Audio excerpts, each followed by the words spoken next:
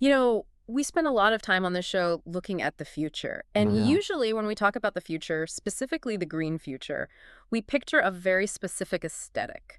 You know what I mean? Oh, yeah, I know that aesthetic. It's the shiny, optimistic commercial. Exactly. The electric vehicle gliding silently down a coastal highway.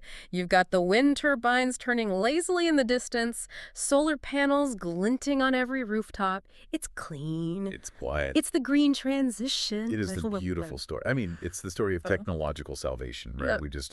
We fix the machine and we save the world. Precisely. And the narrative we're sold is pretty simple. We are moving from a dirty, extractive, past oil rigs, coal mines, smog, to a clean, renewable future. A clean break? But today, Yeah. we're going to take that story, put it on the table, and I think smash it with a hammer, because we have a stack of documents here. Reports on forensic accounting, satellite data, new mining codes, deep-sea exploration contracts, and they tell a completely different story. It isn't a story about saving the climate. It's a story about a heist. And to be fair to the research, it is also a story about a counter heist. Okay. And that is what makes this specific deep dive so compelling. We aren't just looking at the problems, we're looking at a new phenomenon that this research stack is calling the Great Recovery. The Great Recovery. I love that term. It sounds like the title of a post-apocalyptic novel or maybe a summer blockbuster. Right. But it's actually about accounting, which, believe it or not, is going to be the most exciting thing we talk about today. We are talking about forensic audits, sovereignty law, and satellite surveillance. It's spy thriller stuff, but with spreadsheets. It really is. Yeah. But before we get to the recovery, the counter heist, we have to understand the crime scene, or as the sources call it, the macro deception. Right. And to understand the scale of this deception, you really only need to hold three numbers in your head. It's a ratio, 70, 2, and 80. Okay, let's unpack this. 70 to 80. I'm writing this down mentally. What are we looking at here? The first number is 70%. That is the verified statistic for the percentage of the world's energy transition mineral reserves that are located in the global south. Okay, 70%. We're talking about the cobalt, the lithium, the copper, the manganese, the physical ingredients you need to build that green future. All the stuff. All the stuff. 70% of it is not in Europe, it's not the US, and it's not in China. It is in the global south, primarily Africa and South America. Okay, so just to pause there, that means they hold the cards. Physically speaking, the global south is the warehouse for the 21st century. You would think so. You would think that possessing the most valuable inventory on Earth would make you the wealthiest player at the table. It should. But then we look at the second number, 2%. 2%. Yeah. That is the tiny, almost insulting fraction of global clean energy investment that actually goes to Africa. Despite holding 70% of the world's solar potential and a huge chunk of those minerals, they are getting 2% of the money. That is a staggering disconnect. It's not just a gap, it's a chasm. So Yeah. you have the resources, but you don't get the investment capital to develop them yourself. Exactly. So where is the value going? Because someone is making money here. And that brings us to the final number, Hmm. 80%. This is what the reports call the value capture gap. The research indicates that up to 80% of economic value generated from these renewable projects and resources in places like Africa is captured by foreign entities. 80. The profit doesn't stay where the resources are. It flows north to Europe and North America, or it flows east to China. So if I'm hearing this right, the green transition is basically the same old colonial extraction model, just with a new coat of paint. That's a good way to put it. Instead of drilling for oil and shipping the profits to London or New York, we are digging for lithium and shipping the profits to Silicon Valley and Shanghai. The pipeline flows in the exact same direction. Precisely.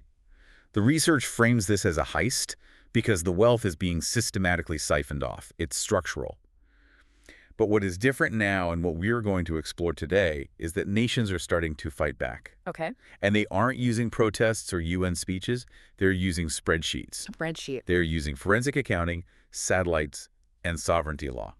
That is the counter heist. And I really want to get to that, specifically this Mali model, which is absolutely mind-blowing in terms of its ROI. But we need to really set the scene on the extraction side first. We do. We need to look at the hard stats in the dashboard, as the sources call it. We do.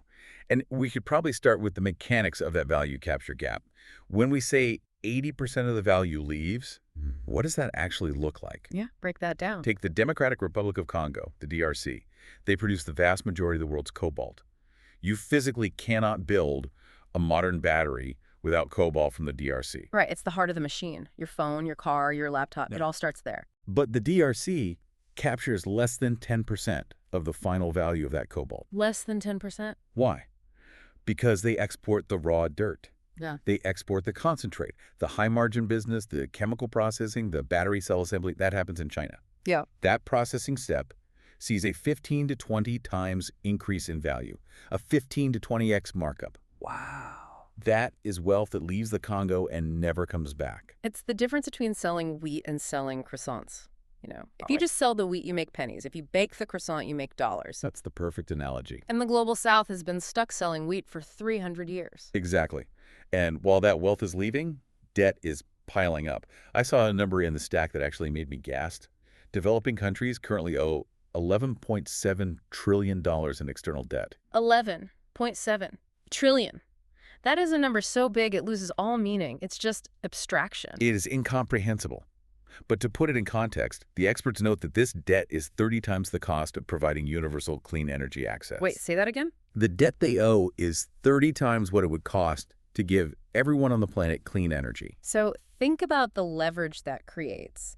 These countries are locked in a debt trap that forces them to sell their resources cheap just to service the interest. They have to. They have to export the wheat at rock-bottom prices just to keep the lights on, while the value of those resources creates billionaires in the tech hubs of the world. And that's the system. That's the heist. Speaking of tech hubs, we have to talk about the water. Because usually when we talk about the cost of an electric car, we talk about dollars. Or maybe we talk about carbon saved. Right.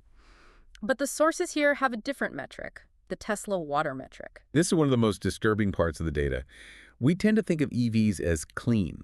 And from a tailpipe perspective, they are. Sure. But they have a massive water footprint. And specifically, it is a footprint of indigenous water. This is water extracted from arid regions where indigenous communities live. Okay, so let's look at the breakdown. I'm driving a standard Tesla Model 3. I feel good. I'm saving the planet. What's my water bill? For a standard Model 3, the lithium in that battery required approximately 8,000 liters of water to extract. 8,000 liters? That's a lot of showers. But it's not like swimming pool level yet. Wait, that's the standard range. If you upgrade to the Model 3 long range, because, everyone has range anxiety and you want that extra buffer, Of course. the water cost jumps to 23,940 liters. 23,000. So that's over 6,300 gallons of water. Yes, evaporated into the desert air just for your battery pack. Okay, that is getting significant. That's a small tanker truck of water. And Yeah. what if I'm a high roller? What if I'm driving a Model S? Then you're looking at a staggering 166,516 liters of water per battery. Whoa. Stop. 166,000 liters for one car. Correct. Imagine a large residential swimming pool. Now imagine it evaporated. Yeah. Gone. For every single Model S on the road. And we have to remember, this isn't water from a rainy place like Seattle or Scotland where it just falls from the sky. No, this is water from the Atacama Desert, the driest place on Earth. This is water from what the source material explicitly calls sacrifice zones. Sacrifice zones, that is a heavy term. It is intended to be. These are areas where local aquifers and ecosystems are being knowingly, deliberately depleted to fuel the green lifestyles of the global north. So the sacrifice is the local community's future. And the zone is their home. That creates a really uncomfortable image. You're driving your clean green car, feeling good about your carbon footprint, but your water footprint has basically drained a village well in Chile. It really forces you to question the morality of the supply chain. It connects back to that macro deception we started with. We see the finished product. We don't see the extraction cost. Right. But the countries where this extraction happens, they see it. They live it. And this is the pivot point of our deep dive. Because usually the story ends there. The poor countries get exploited, the rich get cars, the end. But the source material highlights what's happening in Mali. This is being called the Mali model. And it's not about truth testing in the streets. It's about forensic sovereignty. I found this section fascinating. It's like a financial thriller. Mali basically said, we're done being the victim. This is a fascinating shift. Mali, and specifically the current transition government, realized that they weren't just losing money to bad deals, often negotiated by previous corrupt administrations. They were losing money to fraud. Pure and simple fraud. Pure and simple. So they launched a massive forensic audit of the entire mining sector. And the numbers they found are huge. By 2025, Mali recovered $1.2 billion in unpaid arrears. $1.2 billion. That's 761 billion CFA francs. That is a massive injection of capital for a developing nation. It's game-changing. And to put the effectiveness of this strategy in perspective, you have to look at the return on investment, the ROI. For every single dollar Mali spent on these forensic auditors, hiring the experts, buying the satellite data, paying the lawyers. In all the upfront costs. All of that. For every $1, they recovered $265. Wait, let me just sit with that. $265 for every dollar spent. Yes. There is no business on earth with margins like that. If you told a venture capitalist in Silicon Valley that you had a business model with a 26,000% return, they wouldn't believe you. They'd throw money at you, but they wouldn't believe it. Right. Exactly. It shows that the most profitable investment a resource-rich nation can make is simply checking the books. It turns out enforcement is a profit center. So how did they do it? What does forensic sovereignty actually look like in practice? Because I imagine it's more complex than just asking nicely. It is. The sources break it down into a sovereignty playbook with 5 distinct phases, and phase 1 is called the ledger. The ledger sounds ominous. I like it. It starts with skepticism, a healthy skepticism. They stopped taking the mining company's word for how much gold they were digging up. So they stopped trusting the self-reported numbers. They stopped trusting completely. They started comparing the reported production figures against export data and, crucially, satellite imagery. This is the part that feels like spycraft. They're using satellites to audit accountants. Yes. This is a technique that has been used in places like Colombia and Peru to track illegal mining. But Mali applied it to legal mining. Smart. You use remote sensing to look at the size of the pits, the volume of earth moved. If a company reports they dug up 10 tons of earth, but the satellite volumetrics show a hole big enough for 50 tons. You know there's a discrepancy. You know someone is lying. So they use space lasers, well, sensors, to catch liars. That is incredible. And they also targeted something called transfer pricing.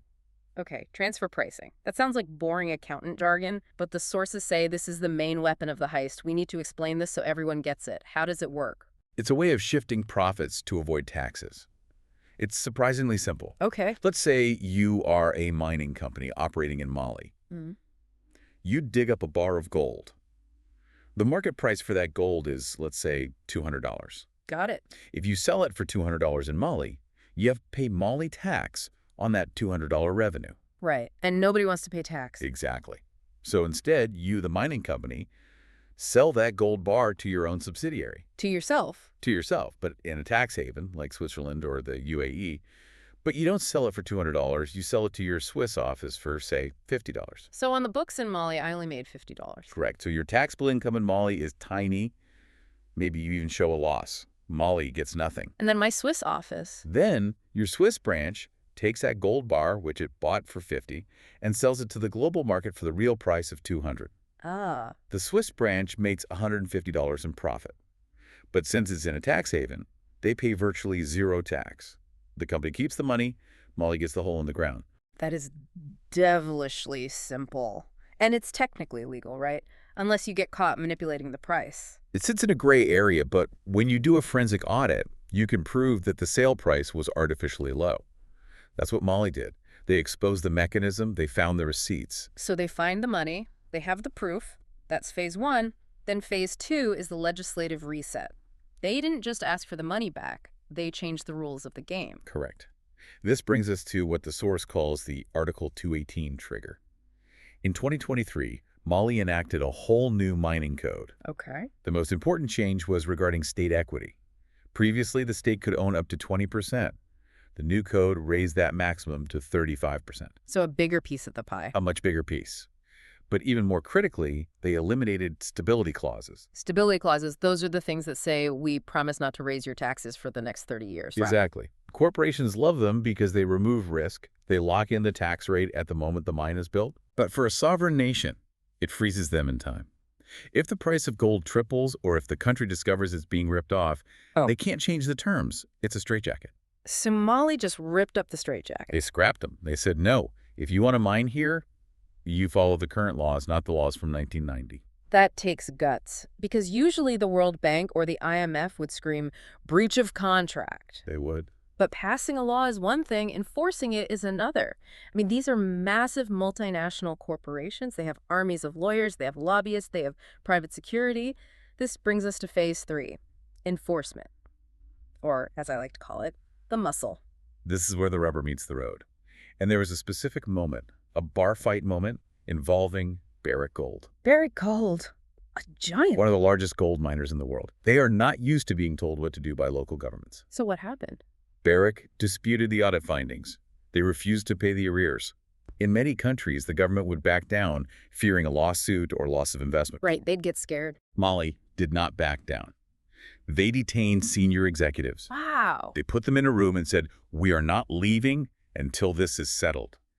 And then, in a move that sent shockwaves through the industry, they seized 3 tons of gold. 3 tons. I'm trying to visualize that. That is heavy, literally and metaphorically. It is. They just walked into the vault and took the gold. They treated the unpaid taxes as a debt secured by the asset, and they seized the asset. That's a gangster move. I mean that in the geopolitical sense. That is asserting sovereignty with a capital S. It is. And the result, Barrick settled. In November 2025, they agreed to pay $430 million. $430 million. That is a massive victory for sovereignty. It proves that these companies aren't untouchable. If you have the data, the forensic data, you can win. And it didn't stop at cash recovery. Phase 4 of the Mali model is industrialization. It's the anti-leakage valve. The anti-leakage valve. The new code mandates that you cannot just export raw ore anymore. You must build refineries domestically. Right, getting back to that value capture gap we talked about. If you want the 15x markup, you have to build the factory in Mali. Yes. For example, they are mandating 35% local ownership in explosive manufacturing. That's specific. Why explosives? Think about it. Mining uses a massive amount of explosives. Previously, they imported all of it. Money went out. Now, they are saying, if you want to blow up our dirt, you have to buy the explosives from a factory here owned by us. Oh, that's brilliant. It keeps the money circulating in the local economy. It creates a multiplier effect. It's not just the gold money, it's the supply chain money. And finally, phase 5. Because if Mali does this alone, the companies will just go next door to Niger or Burkina Faso. Right, the classic race to the bottom. Oh, Mali's being mean. Fine, we'll move our operations 5 miles to the east. Exactly. That is the oldest trick in the corporate playbook. Play neighbors against each other to get tax breaks. But phase 5 is regional harmonization. Harmonization. Mali, Burkina Faso, and Niger form the AES, the Alliance of Sahel States. It sounds like a NATO for minerals. In a way, it is an economic defense pact. They're using collective bargaining. They are harmonizing their mining codes and tax rates.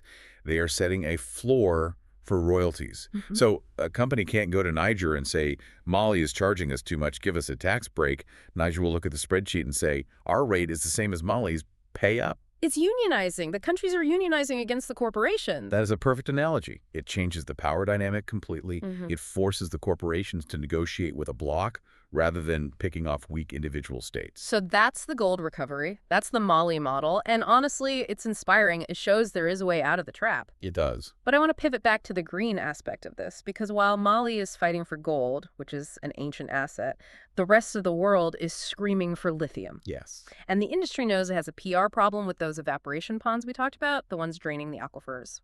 So they have pitched a new solution: direct lithium extraction, or DLE. Right. DLE is the industry's magic bullet.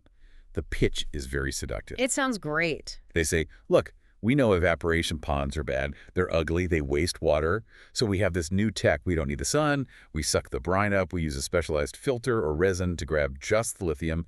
And then, and this is the key claim, we re-inject the water back into the ground. It sounds perfect. It sounds like a closed loop. We borrow the water, take the lithium, put the water back, zero impact. It sounds great. But our expert source material has a section titled The Green Lie, and it looks at the phase 3 data for DLE projects. Is it actually green?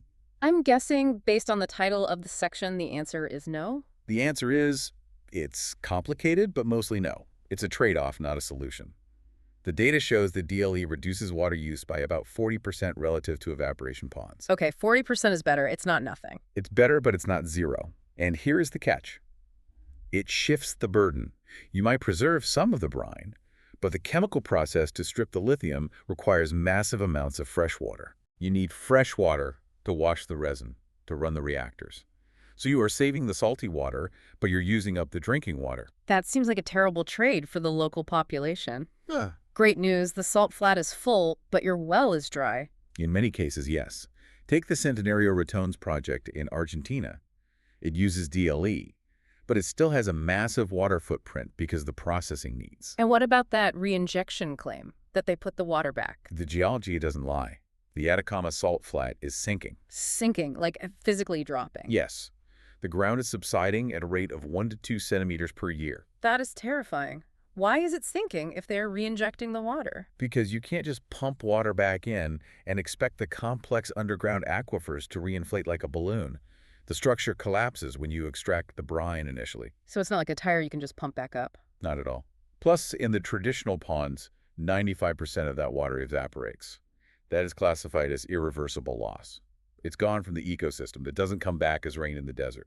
And this is happening in the Puna region, which is an empty space. People live there. Exactly. Lithium mining currently consumes 40% of the region's renewable water resources. 40%. That's unsustainable. Completely. And there is a desperate plan to build desalination pipelines to bring seawater up from the coast, but those won't be ready until 2027 at the earliest. So between now and 2027, they're just draining the ancient aquifers. They are draining the savings account to pay for the checking account. And once those aquifers are collapsed, they don't come back. You can't fix an aquifer. This brings us to the human cost. We've talked about stats and water liters, but I want to look at the map of the 3,556. This comes from a data set by the University of Queensland. It sounds like a sci-fi title, but it's actually a warning. What are we looking at here? This is one of the most significant pieces of data in our stack. The researchers mapped out energy transition minerals projects, ETM projects. They found 3,556 greenfield projects. Greenfield meaning new. Greenfield means these are new mines, planned or under construction, not the old ones. The new ones. 3,556 new mines. That is a massive expansion. That's digging up half the planet. It is the biggest industrial expansion in history. But here's the stat that stops you in your tracks. 68% of these projects overlap with indigenous or peasant lands. 68%. 2/3 of the mines needed to save the planet are going to be dug in people's backyards, specifically indigenous people's backyards. And if you look at specific minerals, it gets worse. For lithium, the white gold of the transition, the overlap is 85%. 85%. So basically, almost all the world's lithium is on indigenous territory. Correct. For manganese, it's 75%. For copper, 66%. This is not a coincidence. No. This is geology meeting colonial history.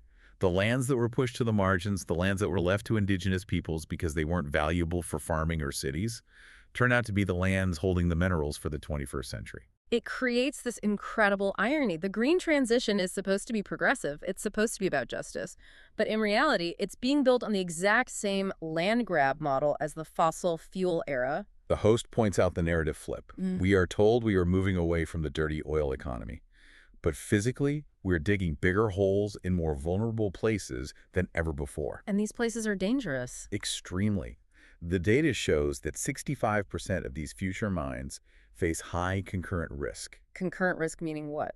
Meaning they are in zones that already have water stress, food insecurity, and active conflict. All three at once? All three. In Latin America alone, 73% of projects overlap with indigenous lands. So you are walking into a powder keg. You have communities that are already short on water, struggling for food, and potentially in conflict zones, and you are proposing to build a massive water-intensive mine in the middle of it. It's a recipe for disaster. Or revolution. It's basically ensuring that the green transition will be violent. Or both. Which is why the Mali model is so important. It offers a legal pathway out of the violence. But if that pathway isn't taken, the conflict is inevitable. So we've looked at the land, we've looked at the mountains and the deserts, but the extraction frontier isn't stopping at the water's edge. Not even close. We need to go deeper, literally. Let's talk about the bottom of the ocean. This is the deep sea rush. And if you thought the land rights issues were complex, the ocean is a legal Wild West. I thought the ocean floor was protected. Isn't there something called the common heritage of mankind? I remember learning about that. It sounds very noble. That is the phrase used in the UN Convention on the Law of the Sea, UNCLOS. Right. The International Seabed Authority, the ISA, is supposed to manage the ocean floor for the benefit of everyone. The idea is that the nodules at the bottom of the ocean, which are packed with nickel and cobalt, belong to all of humanity. So if you mine there, you share the benefits. You're supposed to share the benefits with the world. That sounds nice in theory. It sounds like Star Trek. How is it working out in reality? In reality, the ISA has issued 31 exploration contracts covering 1.5 million square kilometers. 1.5 million square kilometers. That is an area 4 times the size of Germany, carved up and handed out to corporations and states. It's less Star Trek and more risk board game. Who are the players? Who is grabbing the ocean floor? China is the undisputed hegemon here. They hold 4 contracts covering 162,000 square kilometers, and they are moving fast. How fast? In May 2025, China approved the world's 5th environmental impact statement for a mining vehicle. A mining vehicle? We're talking about those giant robotic harvesters that crawl along the bottom. Exactly. Imagine a combine harvester the size of a house, crawling along the pitch-black ocean floor 4,000 meters down, sucking up rocks. They're effectively green-lighting extraction trials. So they're getting ready to go. They're ready. Yeah. Russia is there too, holding 2 contracts, including along the Mid-Atlantic Ridge. But what's fascinating is the hypocrisy of the European nations. Oh, I love a bit of diplomatic hypocrisy. Well, countries like France, Germany, and the UK publicly call for moratoriums. Right. They stand up at the UN and say, we need to protect the ocean, we need to pause, we don't know the ecological impact. Sounds very responsible. But privately, they hold on to exploration licenses via proxies. The UK has licenses, France has licenses via IFRMIR, Germany via their Geological Institute. They're keeping a foot in the door while publicly condemning the room. Hedging their bets. We are morally opposed to this party, but we will keep our invitation just in case the kick is good. That's a perfect way to put it. But there's one player that is trying to break the game entirely, the metals company, or TMC. TMC. And they're pulling a move that the sources call the sovereignty bypass. This is the part that genuinely worries legal experts. The metals company, they've been in the news. What's the bypass? So TMC is a corporation. To mine in international waters, they need a sponsoring state to apply to the ISA. Originally, they partnered with small island nations like Nauru and Tonga. They basically said, hey, let us use your flag and we'll give you a cut. Standard flag of convenience stuff. Right. But the ISA process is slow, and there is a lot of pushback from scientists and environmentalists. So in 2025, TMC and Nauru made a move. They signed an agreement to use the U.S. Deep Seabed Hard Mineral Resources Act, the DSHMRA. Wait, the U.S. isn't even part of the Law of the Sea Treaty, right? I thought the U.S. never signed it. Exactly. The U.S. never ratified a UNCLOS, so the U.S. has its own domestic law, the DSHMRA, that says, hey, we can issue permits for our citizens to mine the ocean. So TMC is effectively trying to use U.S. domestic law to bypass the UN and the ISA entirely. that is bold. It's like saying, I don't care about the homeowners association rules. I'm using a permit from a country that doesn't even live in the neighborhood. It creates a massive geopolitical conflict. You are privatizing the common heritage by using a loophole in U.S. law. It challenges the entire idea of international ocean governance. And if they succeed, If they succeed, it sets a precedent that the ocean is just up for grabs to whoever has the biggest dredge and the friendliest lawyer. It could trigger a free-for-all. so we have the land grab, the water heist, and the ocean bypass. It feels like the Wild West. But surely there are risks for these companies. They can't just operate with impunity forever. We saw what happened to Barrick in Mali. We did. If you push too hard, eventually the host bites back. The risks are escalating. The source material has a supply chain audit that flags specific corporate disasters. It's not just bad PR anymore. It's operational failure. It's losing money. Let's run through a few. Glencore. Glencore is facing a massive gap in the DRC. The audit suggests they have been underreporting revenues by an estimated $16.8 billion sector-wide. 16 billion. Billion with a B. That's a huge liability hanging over their heads. But they're also facing human rights issues in Peru at the Espinar mine involving indigenous displacement and water contamination. That's the kind of thing that gets your stock dumped by ESG funds. What about Sino Metals in Zambia? I remember reading about a dam collapse. February 2025. Yeah. A tailings dam collapsed. These dams hold back the toxic sludge left over from mining. It broke. It released acidic effluent affecting 300,000 households. 300,000 families. There is now an active $80 billion lawsuit. 80 billion, that destroys a company. That's an existential threat. It destroys an economy. And then you have the really shady stuff. Metales Procesados Inder was flagged for over-invoicing gold shipments to the U.S. How do you over-invoice gold? Gold has a set price. The forensic red flag was the weight. The packaging weight was recorded as 3 to 5 times heavier than the gold itself. So they were shipping lead or rocks and calling it gold. Or they were using the shipments to move money illicitly. It's classic money laundering disguised as trade. You pretend to sell gold to move cash across borders. And as the desperation for these minerals grows, the violence increases. We are seeing militarization. Specifically in Indonesia and the Philippines. To secure the nickel for EV batteries, 80% of indigenous mining areas are now under occupation or militarized. So the army is there? The army is there to ensure the mining continues, regardless of local opposition. The battery in your car is being guarded by soldiers. This brings us to a really interesting geopolitical shift mentioned in the Future Outlook section, the unit.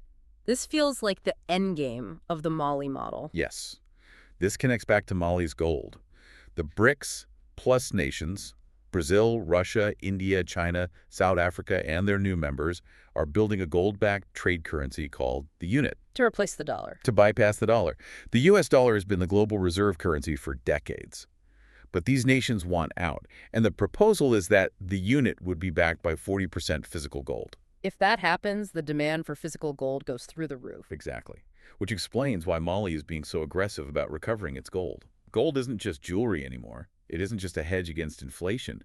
It's the anchor for a new global financial system. Sovereignty over gold becomes a matter of national survival. If you control the gold, you have a seat at the table of the new economy. So where does this leave us? We've gone from the shiny Tesla in the driveway to the collapsing aquifers in Chile, the militarized jungles of Indonesia, and the seized gold vaults of Mali. It's a lot to take in. It is. But it leaves us with a choice of narratives. We can accept the green transition sticker at face value, buy the car, feel good, ignore the rest. Or we can look at the Great Recovery. The shift here is from passive victimhood to active auditing. It's the Mali model. It's about checking the receipts. It is. It's about realizing that the resources for the future belong to the people who live on top of them.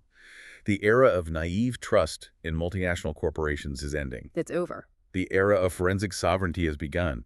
Developing nations are realizing that a spreadsheet can be as powerful as a tank. So for the listener, what do they do with this? You're driving your EV, you're looking at your phone battery, you can't just throw it away. No, and we need to transition. We need to get off fossil fuels. But I think the call to action is about demanding transparency. Specifically, water transparency. Water transparency. When you buy a product, you should know the liters per ton. We demand carbon footprints. We need to demand water footprints. And acknowledging the map. Yes, the map of the 3,556.